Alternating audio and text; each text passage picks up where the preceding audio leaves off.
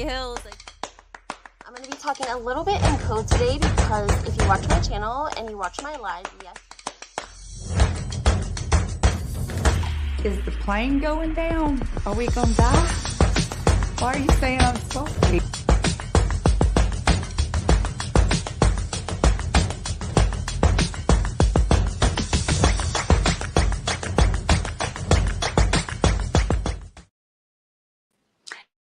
Hi guys, welcome back to my channel. I'm Lindsay, the housewife historian, and today we're talking the Real Housewives of Atlanta. Watch what happens live.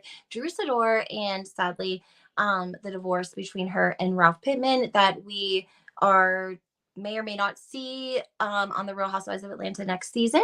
We know that Drew and Ralph allegedly both filed for divorce several days after filming Wrapped, and then allegedly Bravo picked back up production and sent a camera crew to film and record the days after the divorce. So we have Drew on Watch What Happens Live. Everything in this video is, of course, alleged. Make sure that you guys hit that like button. It makes a difference with my videos. It helps get them out into the algorithm. Also, follow my channel, turn your notifications on. I bring all of my tea through my Housewives YouTube channel first before I put it on any other platforms. So that's the advantage of a free YouTube platform. Put your notifications on, and that way you don't miss anything that I have coming up. Let's get into this. The reason we're talking a little bit, I'm going to do a whole different video and a review of the Real Housewives of Atlanta, but I wanted to touch base on Drew Sidor specifically because she was on Watch What Happens Live last night and she did file from a divorce. We have seen her and Ralph on this season the last couple of years, and we've seen how Ralph operates when he took off and went to Tampa. I mean, everyone in the United States wanted to know why Ralph was in Tampa, right? Who was you in Tampa with? So Andy really gets the nitty gritty. He asked her some hard questions. I probably can't play a whole lot of this because of the copyright, but why don't you guys take a listen to what I can play here.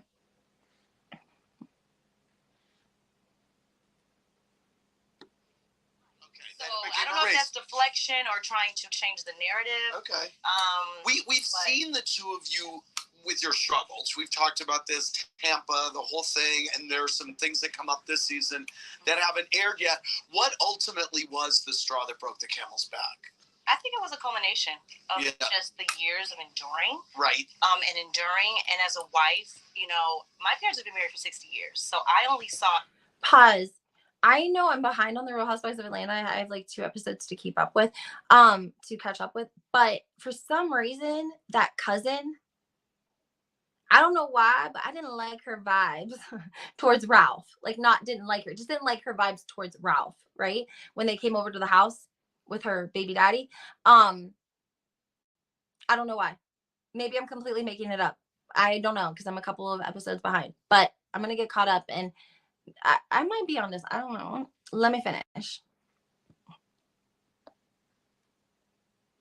That are now coming out in front of the camera, and it was a breaking point. Yeah. How is your communication with Ralph right now?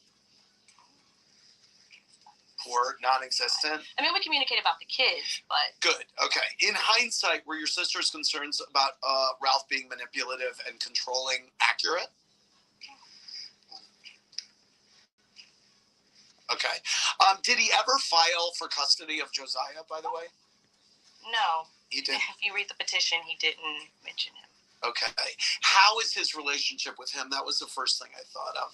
I'm a little heartbroken because I know how much Josiah loves him. And this is kind of, I think, what Drew might be talking about. You know, he wrote a whole book about parenting and being a stepfather, and he hadn't adopted her son yet. Her oldest son is from another father, right? And so it just really seemed like Ralph was doing he did his own thing. And when he had an idea, he wanted to execute it, and he didn't want to do it as a partnership with Drew. He didn't want her opinion. He didn't want her ideas. He wanted to do it his way. And he didn't even want to say, hey, baby, let this be my project. I really want to do this my way. He was like, I'm just going to do it all the way behind your back.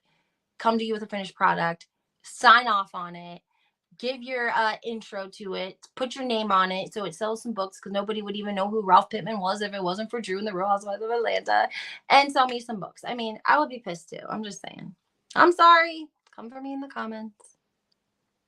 And looked up to him, and it seemed like he was trying to do the right thing by him. So Yeah, it seemed that way. Okay. And I'm not going to say he's not. I'm not going to say that. But I think that, there could be more. I just feel like it could be more cohesive. Okay. I hope that he figures that out. Yeah. I hope they figure for that the sake out. of the kids. And yeah. I think through this process, I've really tried to just protect the kids. Yeah, good. And everything. Looking back, do you think he was faithful to you throughout your marriage? Ooh. Well, I know that. All right. Thank you very much. So you can tell that that is like a really painful thing for her to say. If you didn't catch it, again, it's Andy Cohen saying, do you think that he was faithful to you while you were married? And she was like, that's a hard one. And she's like, well, we know that isn't true. So who was you in Atlanta with? No, I'm just joking. No, that is messed up, guys. Seriously, that is, because I do feel bad for Drew. Number one, I think her daddy was out like the whole time. I'm like, my gosh, guys, where are her people at? Like, where are the people at? Like, hello, her whole little, it was like literally almost the whole thing was hanging out. Like, but besides all of that, it's like, I feel bad for her. I think she's really going through it. I think that she probably has been enduring for a long time with him. It seems that way on camera. This was aired last night on Watch What Happens Live, and Ralph actually posted video with the children at like a jump zone or something like 19 hours ago. So I'm assuming that that's in response to her interview on Watch What Happens Live. Also, Andy Cohen brings up the fact that it seemed like it was a rush to the courthouse between the two of them, that one moment, she filed, and then the next moment he filed. And she said basically what happened was he found out that she was going to file, and then it became a race to the courthouse on who was going to file first. So she didn't really go into much more details, right? And we know they have 2 children together, and I'm interested to see how they're going to do filming with all of this craziness. And I feel bad. Some people saying like it wasn't a problem until it was like public humiliation, but I don't think that was the case. I think she even says her parents were married for 60 years. All she's ever seen them really do is like fight for their marriage, and she feels like she's been enduring. So they have had counselors, unless if that's been a fake narrative and all of it's been fake and they've just been completely faking it for the camera. But they did have counselor that they worked with. So I think that they've had all of the marital resources that you can give someone, and say like, develop some tools for our relationship. Here we're going to use this counselor, this therapist, we're going to do this exercise, this homework, and we're going to see a finished product. And it just seems like we're never seeing any growth between the two of them, and yet they have the best resources available to them to have a healthy and a happy marriage, and they still can't make it work. So if you're at that point, you must be faking it a little bit, because you would have to know that between all of the therapy, if you're really seeing a therapist and you're really being honest, you guys are both doing your work, then you're going to know our paths aren't together anymore. They're like going their separate ways, I would think. But that's just my thoughts. Maybe there's hope for them reconciling for their children's sake. Of course, we want to see every family reconcile. The next divorce we have on the list is Eva's divorce. That was just announced in March or April. Eva was married to Michael Sterling of Real Housewives of Atlanta. He was also running for mayor a couple of years ago. He's a big attorney down there. He was lovely. I really enjoyed him as like a good family guy. Really, really, really good family guy.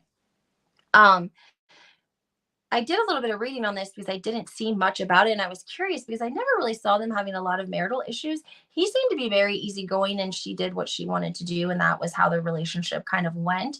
But allegedly, there was a DUI actually a year prior to the filing, and I think that he allegedly hit somebody, and they could possibly be suing, and I think he did get a DUI.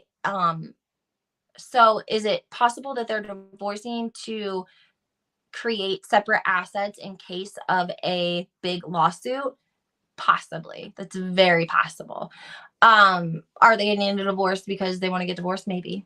I don't know. Carlos King said that he felt like she really wanted to go with the safe option. Eva had been in a domestic relationship prior. If you guys don't remember, on the Real Housewives of Atlanta, like, they didn't give out their address. The ex had stalked her, I mean, it was very, very intense situation when it came to her ex.